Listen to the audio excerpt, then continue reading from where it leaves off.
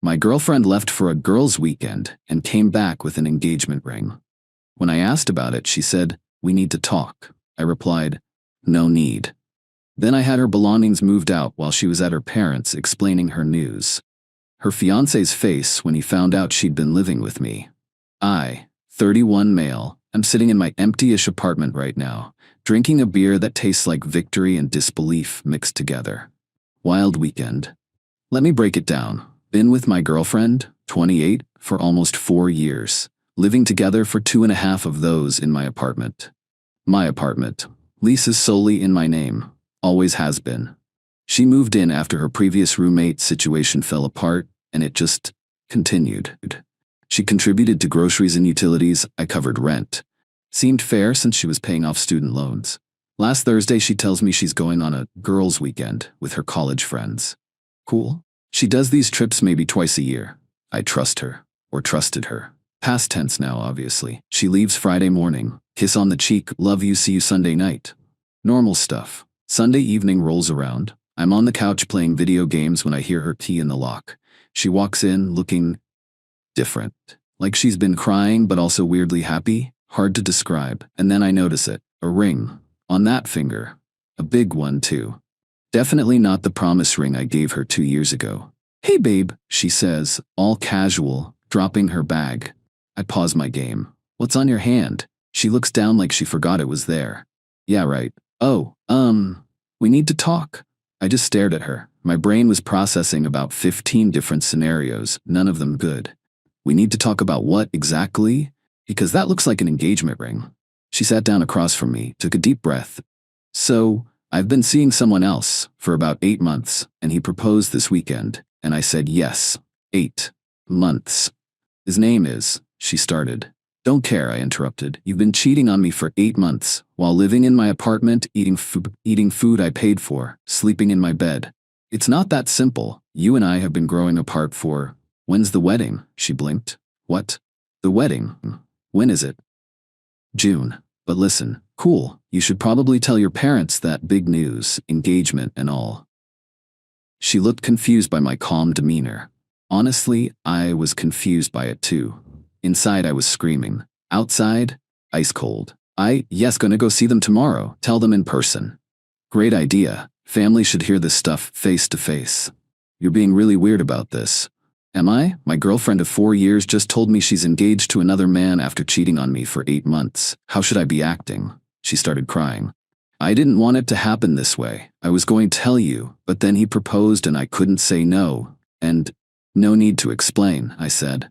"Seriously, no need." She went to bed in my bedroom. I stayed on the couch, didn't sleep a minute. Monday morning, she left for work, then texted me she was going to her parents' house after to share the news. Perfect. The second she left, I called my buddy who owns a moving company, explained the situation. He had guys available that afternoon. Emergency rate was steep, but worth every penny. While waiting, I walked through the apartment documenting everything that was mine versus hers. Took photos of the space before we started. Her stuff was actually pretty contained. Clothes, personal items, some kitchen gadgets she'd brought, her desk and books. Nothing was mixed ownership since we never combined households officially. Moving guys showed up at 2 p.m. By 5 p.m., every single item that belonged to her was loaded in a storage pod outside her parents' house. I'd called ahead to a storage company, rented a small unit, had them drop it in the driveway with a note, "Your belongings. Storage paid for 1 month. Unit code is your birthday." Changed the locks at 6 p.m. Locksmith was understanding when I gave him the abbreviated version. Then I sat down and waited. My phone started blowing up around 8 p.m. Her, "Why is all my stuff at my parents' house?" Her, "Did you change the locks? You can't do this. I live there." Her, "Mom, what is going on? Why are we looking at a storage container?" Her, "I'm coming over. You better answer." I turned my phone to silent and ordered Thai food. The doorbell started ringing around 9:30 p.m. Then knocking. Then her voice through the door. "Open up. You can't just throw me out. I have tenant rights." I spoke through the door. "You're not on the lease. You've been cheating on me for 8 months. You're engaged to another man. Consider this your move-out notice." "I'll call the cops." Go ahead. Explain to them that you want back into your ex-boyfriend's apartment. Silence. Then crying. Then her mom's voice. She'd driven over too, apparently. Young man, you open this door right now. My daughter has rights. Ma'am, your daughter has a fiancé. Maybe she should stay with him. More silence. Then I heard them leave. Here's where it gets interesting.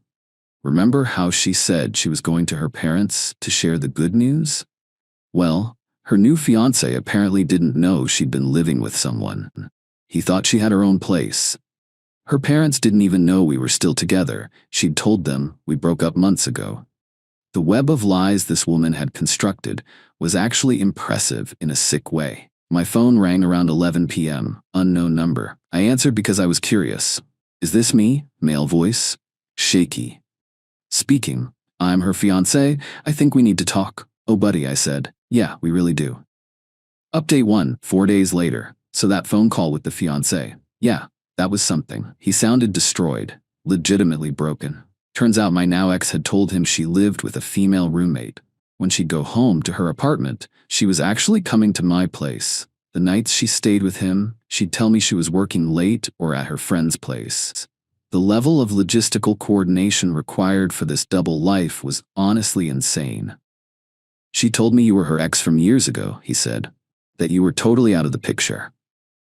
Buddy, I was in the picture until approximately 48 hours ago when she walked in wearing your ring.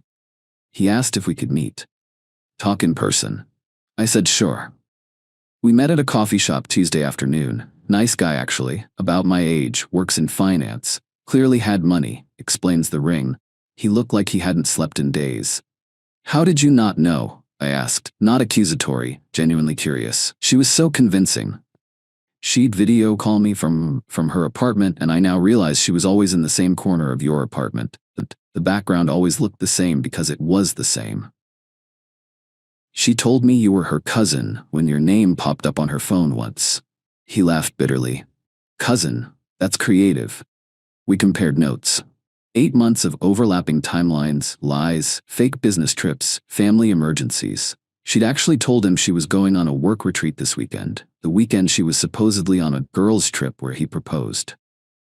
Wait, I said. You proposed at a work retreat you thought she was attending?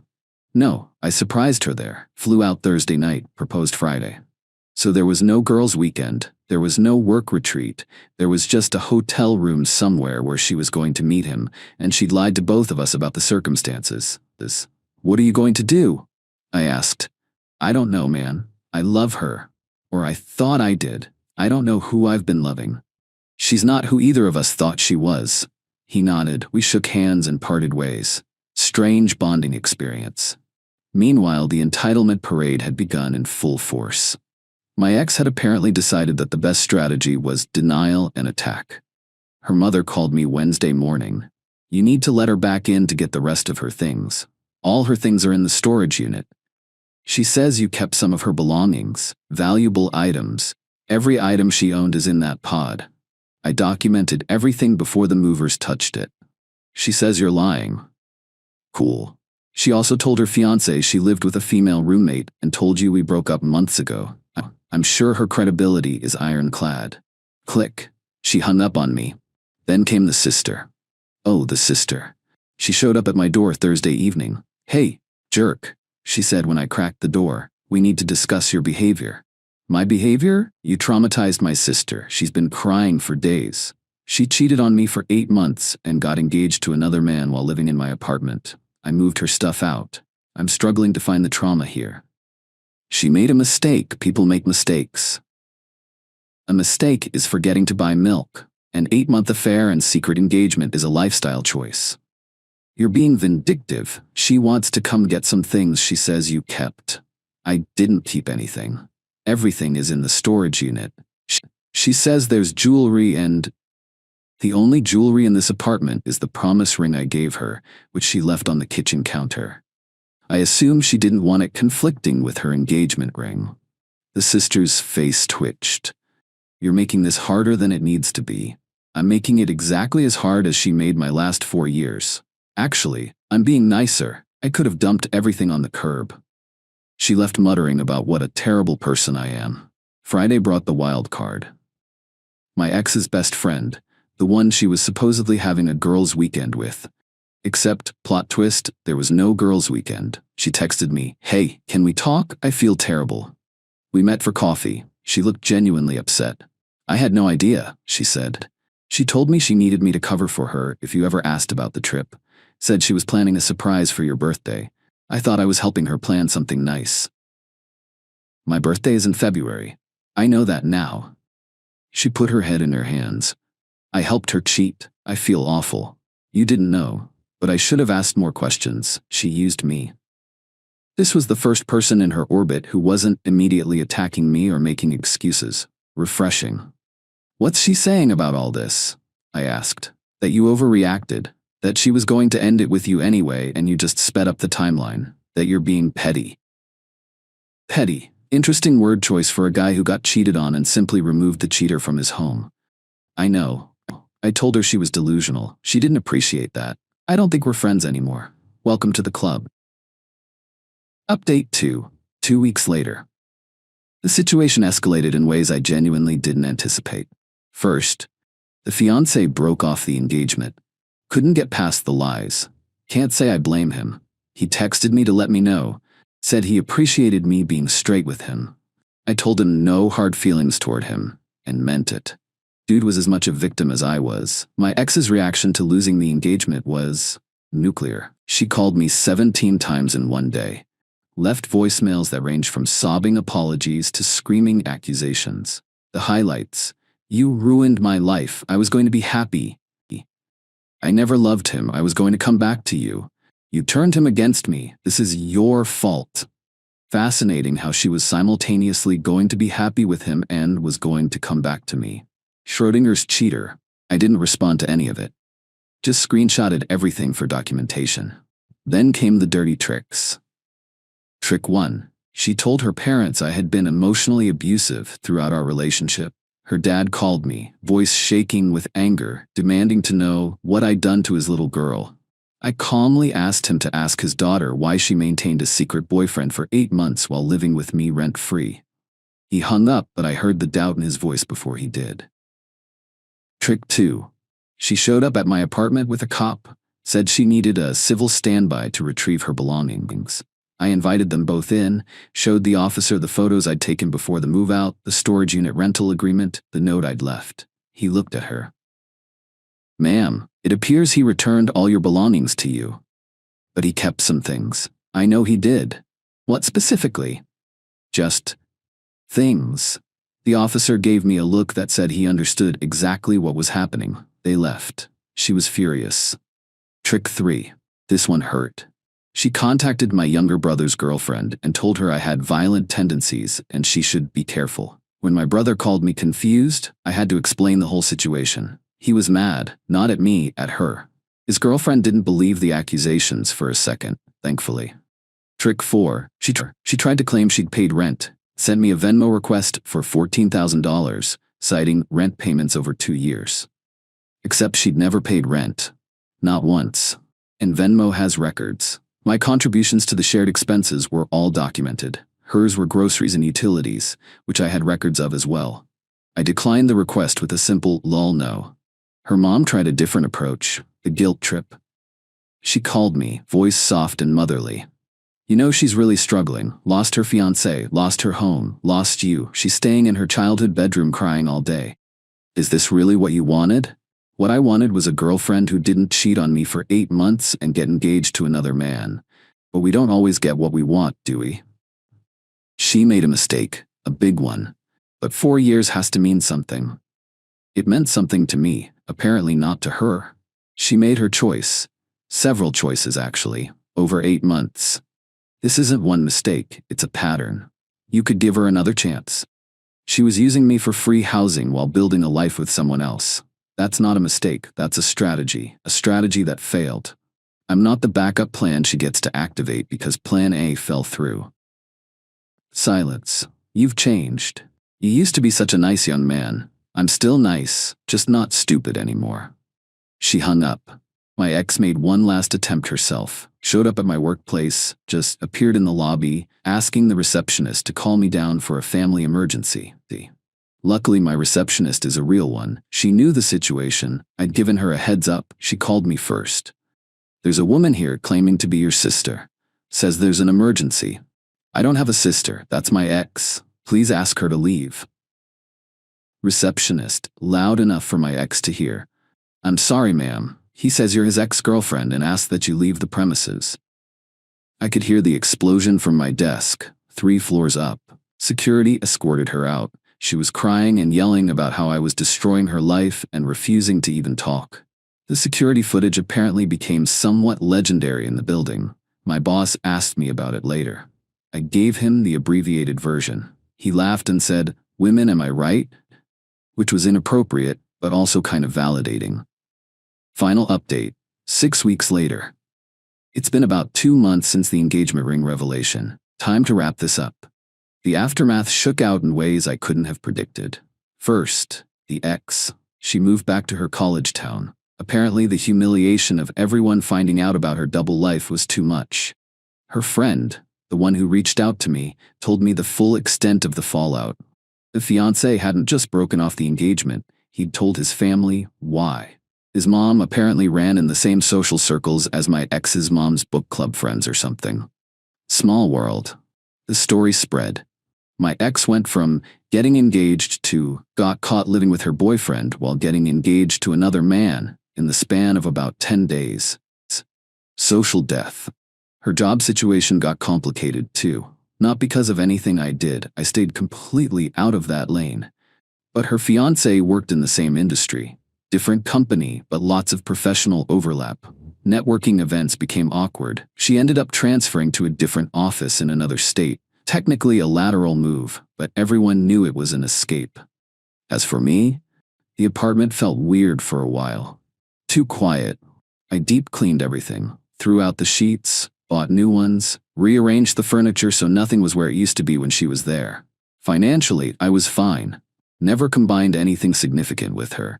The storage unit I'd prepaid for ran out last month. Her parents picked up her stuff before the deadline. No contact with me, probably for the best. The fiancé texted me one last time about a month ago, said he was doing better, starting to date again.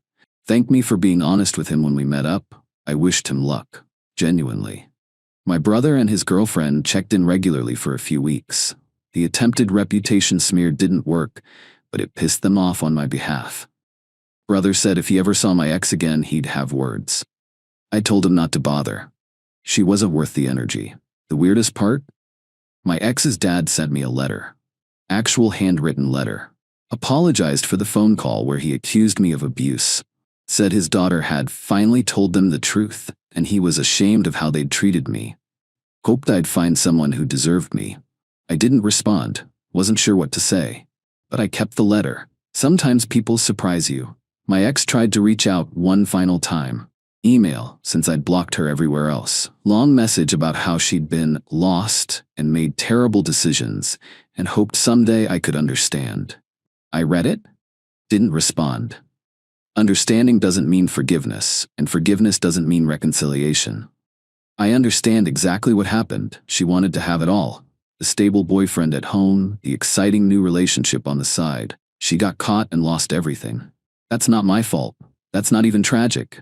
That's just consequences. I'm not going to pretend I'm totally fine. Trust issues are real. Started seeing a therapist not because I'm broken, but because processing 4 years of what I thought was real being revealed as partially fake takes work. My therapist says I handled everything remarkably well considering the circumstances. I told her I just did what made sense. She said that's exactly what healthy people do. The dating apps are downloaded but mostly untouched, not ready yet. And that's okay. What I've learned from all this, trust your gut, but also trust documentation. When someone shows you who they really are, believe them immediately. And when you own the apartment, the lease, and the locks, you own the exit strategy. She played a complicated game with multiple players and thought she was winning. Turns out she was just juggling, and eventually, you dropped the balls. I didn't do anything dramatic. Didn't key anyone's car or blast anything online. Just removed myself from her game entirely and let reality do the heavy lifting. Sometimes the best revenge is just being done. Walking away completely. letting them figure out how to survive when the safety net they were secretly using gets pulled out from under them. She lost the engagement, the apartment, the backup plan, her social circle, her job, and had to move back home as an adult. All I did was change some locks and hire some movers. Actions have consequences. Sometimes those consequences have storage fees. Anyway, thanks for following along. Time to close this chapter and figure out what comes next. Whatever it is, it won't involve engagement rings that aren't mine.